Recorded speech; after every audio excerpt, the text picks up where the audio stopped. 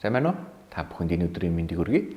За өнөөдрийн заах хичээлээр бол хэмэл оюун ухааны талаарх үндсэн ойлголт, за мөн хэмэл оюун ухааны нийгмийн мэдээлэл хэрэгсэл хэрхэн хэрэглэдэг тухай хичээлийг та бүхэнд орох болно. За юуны хөвлөлийн яг уламжлал ёсоор хичээлийн агуулгуудаа танилцъя. За хамгийн ихэд мэдээж хичээлийнхэн зорилго. За түүний араас одоо хэмэл оюун ухаан гэж чухам юу вэ? 2023-24 онд мэдээж хэмэл оюун ухаан гэдэг хэллэг мэдээ тэрэнд бож ирээд шүү дээ. Тэгэхээр яг хэмэл оюун ухаан гэдэг ер нь дээр тодорхойлсон яг үндсэн ойлголтуудын тодорхойлолтын нэгтэй бүгдээрээ танилцсан. За үүний дараа хэмэл оюун ухааны дараах жишээнүүдийг та бүхэнд тайлбарлаж өгөх болно. За дөрөвдүгээрт нь хэмэл оюун ухааны давуу болон сул тал. Ер нь хэмэл оюун ухаанд ямар хөө давуу талууд байна. Тэгээд давуу талууд сул тал мэдээж байж таараа тий. За тэгээ хамгийн сүүлд нь deepfake гэдэг зүйл байгаа.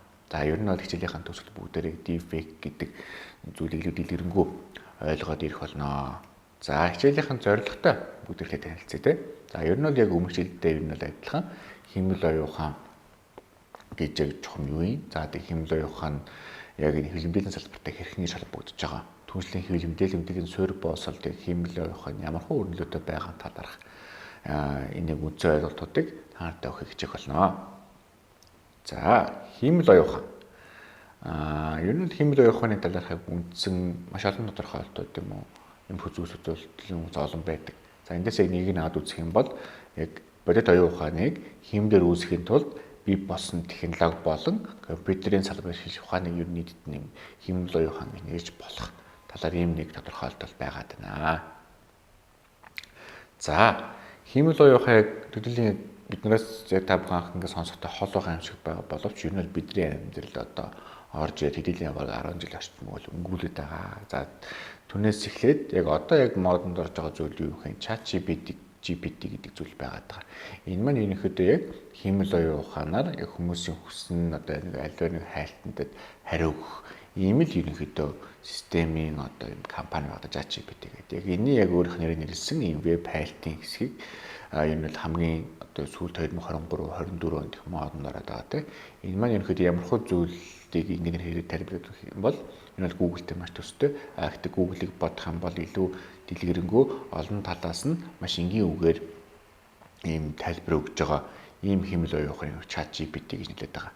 За сүүлийн үед энэ маань мэдээж апдейт буюу дахиж одоо загваршигтаад аливаа нэг ийм текстээр видео хийдэг. Цаашаад яг ийм гэрэл зураг ийм болгодог. Ийм одоо хэмэл оюун ухаан гараад байгаа гэж хэлж байна. Ер нь та яг аливаа ийм одоо видео хийхдээ заавал яг ийм одоо мэргэжлийн одоо зураглаач гэдэг юм уу видеографи ийм хүмүүсийг ерөөсөө сайн эзэмссэн тохиолдол шүү дээ тий. Яг одоо юм бодор ийм шаардлагагүйгээр яг өөрийнхөө яг үндсэн зохиолыг маш зөв дараалтаа гаргасан тохиолдолд яг энэ ChatGPT болон бусад энэ хэмэл оюун ухааны одоо компаниуд одоо веб браузернууд маань танд яг цаанаас нь таны бичсэн одоо тэр зохиол бичвэрийн дагуу видео хийж өгнө гэсэн үг. За үүний дараа чи хэрвээ яг юм гэрэл зураг юм яг фото юм зураг бас юм сонирхолтой зураг одоо хийх юм бол тодорхой хэмжээний хайлтан дээр бас яг ямархуу зураг одоо харахыг одоо энэчээс хайлтаас илэрхийлэхийг хүсэж ин түрээгээ бас их тодорхой бичснийхэн дараа бас юм гэрэл янз бүрийн хэмэл оюун ухаанаар би хийгдсэн зураг одоо гарч ирэх боломжтой гэж хэлж байна. За үүний дараа Amazon-ы Alexa гэдэг зүйл байна. Энэ маань бүгдээрээ Apple гэдэг брендийг мэдэх байх. Apple-ийн одоо Apple гэдэг нэг гар утсыг бүгдээрээ хүмүүс одоо барьж исэн баг тийм. Түүний яг Siri гэдэг юм хэмэл оюун ухааны ер нь утга юм нэг ийм зүйл. Энэ маань ерөнхийдөө яаж ийнэ гэхээр таны одоо аливаа дуу хоолой болон бичгээр одоо аливаа зүйлийг мэдхийг хүссэн зүйлийг эмгтэй тийм хэмэл оюун ухааны дуу хоолойгоор танд буцаад таны мэдхийг хүссэн зүйлийг хэлж байгаа ийм ерөнхийдөө үйл явц шүү гэж ойлгоход болно. За үүний дараа Tesla-гийн Autopilot гэдэг зүйл байгаа. Энэ маань юу гэхээр яг Elon Musk-ийн үүсгэн байгуулсан Tesla гэдэг компани маань энэ цахилгаан автомашин салбарт орж ирсэн. За үүний дараа ч яг Tesla гэдэг цахилгаан автомашина авчлалтай болгосон гэсэн үг. Авчлалтай. За энэ маань ерөнхийдөө яаж ийнэ гэхээр тухайн тэр Tesla-гийн цахилгаан автомашин дээр байгаа тэр газрын зураг буюу map дээр яг өөрийнхөө очих хүсэн чинь Азигээс Б-зэг рүү хүрэх тэр зэгийг зүвзэж чадах юм бол яг хүний тийм одоо үйлдэлгүйгээр автомашин нь өөрөөр жолоодод тухайн тэр А-гаас Б хүртэлх зэг рүү хүрэх ийм одоо хэмэл оюун ухаан байна гэж ойлгож байна. За үүний дараа Google Translate буюу бидний нэг ойролцоогоор баг хэрэглээд 10 орчим жил болж байгаа юм зүйл байгаад байна тийм. Энэ маань ерөнхийдөө хэмэл ойхны одоо журмаар апдейт буюу дахин одоо загварчтал ингээ явж л байгаа. Юуны яг одоогор яг хүмүүс хэлээд байгаа хамгийн муу оршилд байгаа гэдэг зүйл маань жоохон юу вэ гэхээр Монгол хүний Монгол одоо өгүүлбэрийн одоо Монгол үгсийн тэр өгүүлбэрийн утга зүйдээр л жоохон асуудал байгаа. Тэгэхээр энийг засчих юм бол мэдээж л Google Translate болгонд боловсруулахгүй болно л гэсэн үг. За үүний дараа chatbot гэдэг зүйл байгаа. Ер нь бол энэ chatbot гэдэг зүйл маань яг ямархуу одоо яг үнэн зорилготой вэ гэхээр аливаа ер нь бол өөрчлөгөө болон борлуулалтын салбарт илүү хэрэгтэй. Аливаа нэг зүйлийг одоо хүний одоо үйлдэлийг төдийлөн харахгүйгээр яг юм бүтээмжийг дээшүүлэх ийм л хэмэл рүү явах гэж ойлгож болно. Ер нь бол өөрчлөлт тохируулсан байгаа тохиолдолд одоо аливаа таны бүтээгдэхүүнийг худалдаа авах гэж байгаа тэр хүмүүс таны одоо Facebook ч юм уу чатаар чат бичлээ. Түүндээ бэлдсэн хариултууд нь яваад авах болно л гэсэн үг. Чатбот юу нэгтэй тэгж ойлгож болно. За тэгвэл хэмэл оюун ухааныг нийгмийн мэдээллийн хэрэгсэл буюу одоо ер нь бол яг сошиал медиа, бусад нийгмийн мэдээллийн хэрэгсэл, ялангуяа хэл мэдээллийн хэрэгсэл ашигласнаар ямархуу давуу талууд байна гэдэг бүгдээр харж үзье те. За энэ маань ерөнхийдөө яг ер нь үндсэндээ хэл мэдээллийн одоо суурь боловсролыг олгох одоо юм боломжтой юм байгууллага буюу хэл мэдээллийн салбарыханд илүү одоо ойр зүйл нь ямар зүйл байна вэ гэхээр ер нь бол мэдээллийн редакцууд аливаа мэдээллийг түгээхэд илүү хурдтай болж ирнэ гэсэн үг. Түншлэх хэлбэр аргаар илүү яг одоо байгаагаас илүү түүртэхгүйгээр тухайн мэдээллийг түгэх боломжийг олгож байгаа. Мөн хэмжээний өгөгдлийг зөв удирдах ийм давуу талыг бол хэмэл оюун ухаан олгож байгаа. Түншлэн яг өөрийн ийм контентуудыг зорилт хэрэглэгчдэд илүү хурдтайгаар хүргэх. Ер нь бол яг маркетингийн одоо арга техник төдийлөн сайн мэдэхгүй байлаа ч юм уу эсвэл яг одоо тоохгүй мөнгөрөхсөн ийм тохиолдлууд ч гэсэн яг хэмэл оюун ухааны зүг ашигласан тохиолдолд танд ингээд цаанаас нь яг үндсэн ийм одоо хутгууныхын дагуу алгоритмын дагуу танд заагаад өгөх боломжтой гэж ойлгож байна. За яг үндсээ төхөөрөөр хэлэх юм бол зардлыг маш ихээр хэмнэ гэсэн үг. За түншлээ одоо яг энэ аливаа мэдээллийг хүргэхдээ зорилт хэрэглэгчийг хэрхэн яаж олох уу? Түншлэн одоо аливаа одоо видео авах, текст бичих, мэдээ бичих ийм зүйлдээ заавал яг хүн төдийлөн цалжуулах шаардлагагүй. Эсвэл яг төдийлөн одоо юу гэдгийг зургийн аппараттай ч юм хүн нэг ирээдүйд илүү сайн хэмэл оюун ухаан хөгжсөн тохиолдолд хөслөх ч юм уу одоо юм ажиллах юм шаардлагагүй болж ирж байгаа гэсэн үг. Хэмэл оюун ухааны хэрэг зөв ашигласан тохиолдолд энэ мэдээж цаашлаад зарлаа хэмнэ гэсэн үг. За үүний дараачаар мэдээж бол ихэнх нөөник хийх хүссэн зүйлийг хэмэл оюун ухаанаас асуугаад энэ маань мэдээж яг төдийлөн боломж бүх хөлбөрийг одоо авч үзэж байгаа учраас тэр маань ингэж алдаа мадаг тун баг гаргана. Цаашаа яг мэдхийг хүссэн зүйлийг хурдан юм мэдүүлж байгаа учраас бүтээмжийг дэвшүүлэх ийм нэг давуу тал байна. Түншлэн яг түрүүний хэлсэнчлэн алдаа гарах эрсдлийг бол бууруулж ирж байна гэсэн үг. За тэгвэл аливаа юм мэдээж хоёр талтай давуу тал бол байгаа юм шиг судалаад мэдээж байгаа. За энэ маань ерөнхийдөө юу байж болох вэ гэхээр яг аливаа юм олныг хамарсан байжлах мэдээллүүдийг хуурамчаар үлдэх эрсдэлтэй буюу яг төдийлөн бид нарын хичээлийн ихэнд хэлж ирсэн хичээлийн агуулга буюу тэн дээр байсан deepfake гэдэг зүйлийг бий болгох эрсдэлтэй гэсэн. Энэ аливаа мэдээллийг ялангуяа олныг хамарсан мэдээж бүүн болж болох ийм мэдээллийг хуурамчаар хийх боломжтой болж ирж байгаа гэсэн хэмэл оюун ухаанаар. За түүнчлэн мэдээж ингэж аливаа зүйлийг юм хуурамчаар хийх эрсдэлтэй байж болж байгаа юм чи хувь хүний мэдээллийн аюулгүй байдал, тухайн дээр компани аюулгүй байдал, сөргөөр нөлөөлөх түүнчлэн юм хурдтайгаар тухайн дээр аюулгүй байдал таалдах ийм зүйлсүүд бол мэдээж хэмэл оюун ухаан сайн хөгжөө түүнийгээ яг төлөвлөн яг сайн удирдах чадахгүй бол ийм зүйл болох боломжтой. За түүнчлэн бүтээж сэтгэлгээний хязгаарлалт гэдэг зүйл байх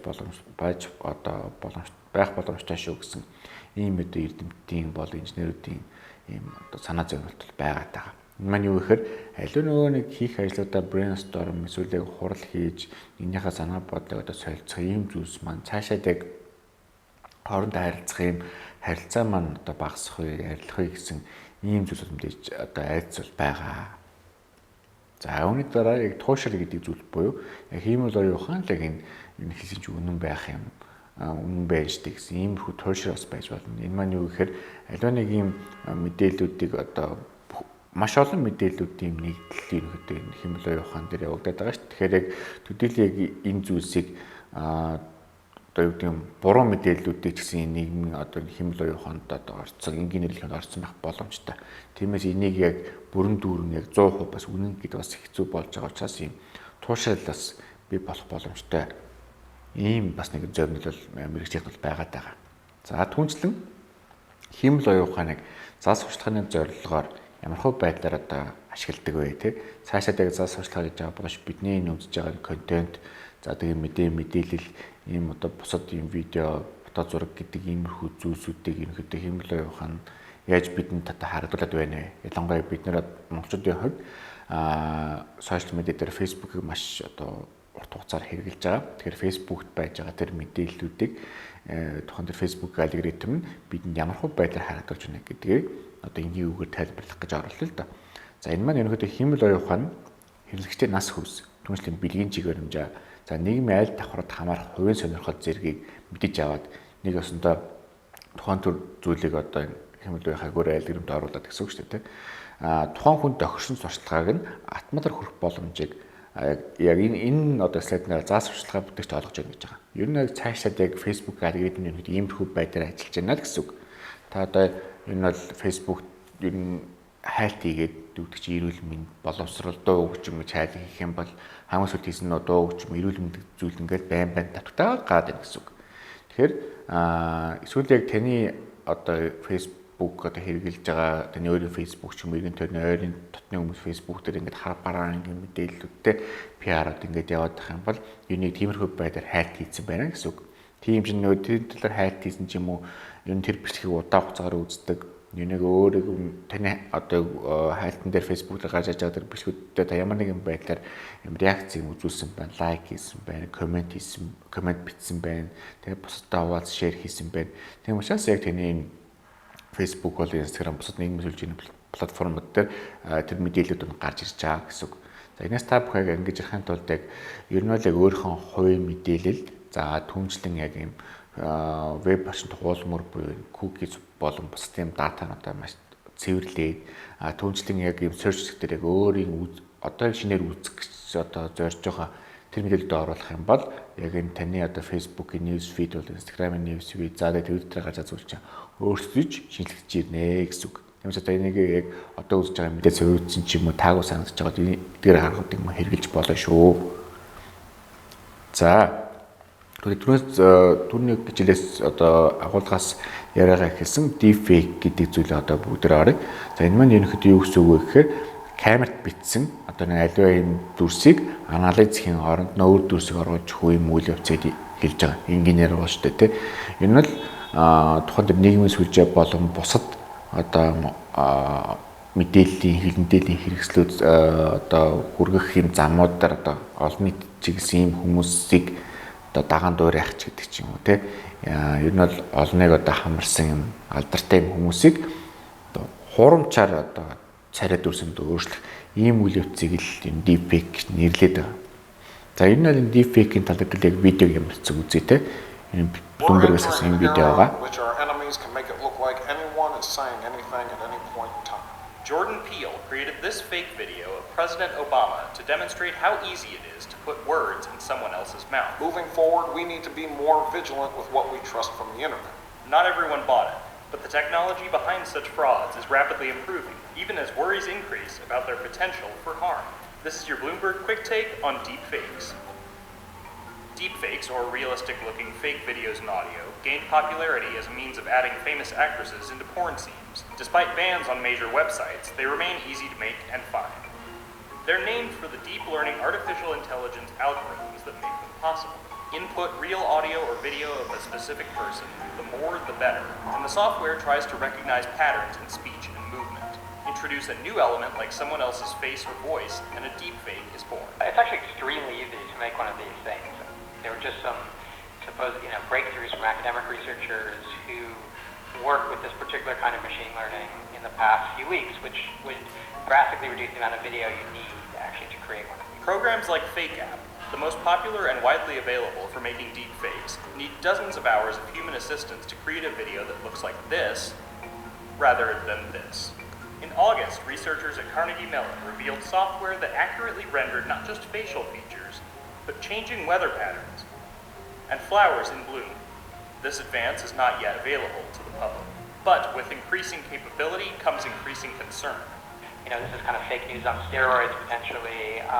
We do not know of a case yet where someone has tried to use this to perpetrate a kind of fraud or an information warfare campaign, or for that matter, to really damage someone's reputation. But it's the danger that everyone is really afraid of. In a world where fakes are easy to create, authenticity also becomes easier to deny. People caught doing genuinely objectionable things could claim evidence against them is bogus. Fake videos can also be difficult to detect, though researchers around the world and at the US Department of Defense have said they're working on ways to counter them. Deep fakes do, however, have some positive uses. Take Cereproc, a firm that creates digital voices for people who lose theirs from disease. Speech synthesis is the artificial production of human speech.